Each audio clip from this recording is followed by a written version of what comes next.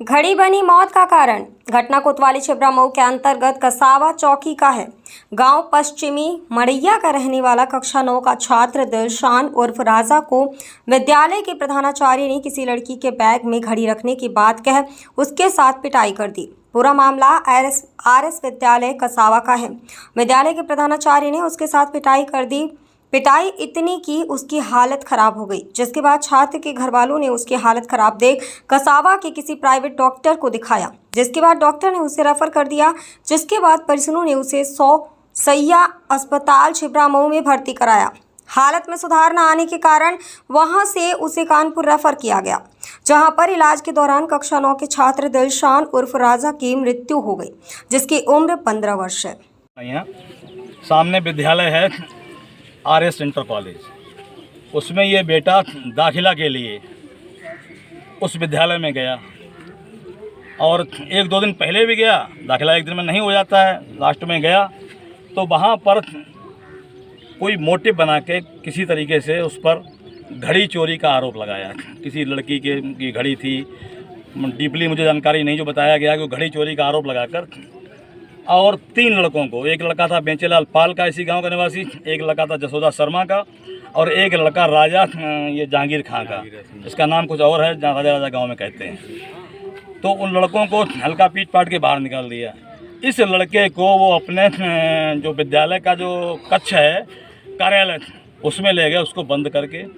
जो जानकारी मुझे मिली है, मौके पे मैं नहीं था, लेकिन उसको बेरहमी से मारा और पीटा। इतना मारा पीटा, विद्यालय के प्रबंधक या प्रधानाचार्य के नाते गार्जियंस को बुलाना, कोई घटना हुई थी गार्जियंस को बुलाना चाहिए था।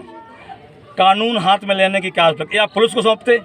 आप भारतीय लोकतांत्रिक व्यवस्था में, ना कि हमारा संविधान में ये कहीं दर्ज है कि हम कानून हाथ में लें। पुलिस को बुलाते, गार्जियन को बुलाते। उन्होंने कानून हाथ में लेके उसको बेरहमी से मारा पीटा। उसके अंदर इतनी चोटें हैं जो बता रहे हैं। 100 सैया में गए, मुझे फ़ोन किया गया, मैंने डॉक्टर को फ़ोन किया। वहाँ पर प्राथमिक उपचार हुआ। प्राथमिक उपचार होने के बाद ये निकल के आया कि उसके फेफड़ों में चोटें आई हैं, पीठ में चोटें आई हैं, गंभीर रूप से घायल है। तो डॉक्टरों ने कहा भैया पंडित जी हम क्या करें, तो हमने उसको रेफ़र करो। रेफ़र कर दिया गया कानपुर। वहाँ पहुँचा, उपचार हुआ। उपचार के दौरान उसकी मृत्यु हो गई। रात में ये लेके थाने में आ रहे थे। इसके बाद वहाँ चौकी इंचार्ज महोदय को मैंने फ़ोन किया, इंस्पेक्टर महोदय को पूरी घटनाक्रम बताया। तो चौकी इंचार्ज महोदय बोले कि वहाँ पर मुझे जानकारी घटना की नहीं है। तो हमने इन लोगों से कहा कि आप लोगों ने चौकी पे सूचना क्यों नहीं दी, कसाबा में चौकी है। तो इनका कहना ये था कि वो मेरा इतना बच्चा घायल था, तो हमने पहले उपचार प्रथम समझा और उसके बाद कानून, हमारे घर में कोई नहीं था। वो लड़का जो जिसका बेटा है वो कानपुर में था, तो वो माँ और परिवार के लोग लेके उसको भाग गए। प्रथम दृष्टया आदमी को लगता है कि हमारा बच्चा पहले, लेकिन मैं इस घटना की घोर निंदा करता हूँ। इस गांव के नाते में, गांव का मेरे मजरा का मामला है, इस घटना की घोर निंदा करता हूँ कि इस तरह से कृत्य से कानून के साथ खिलवाड़ हो रहा है। उत्तर प्रदेश में माननीय योगी आदित्यनाथ की सरकार है।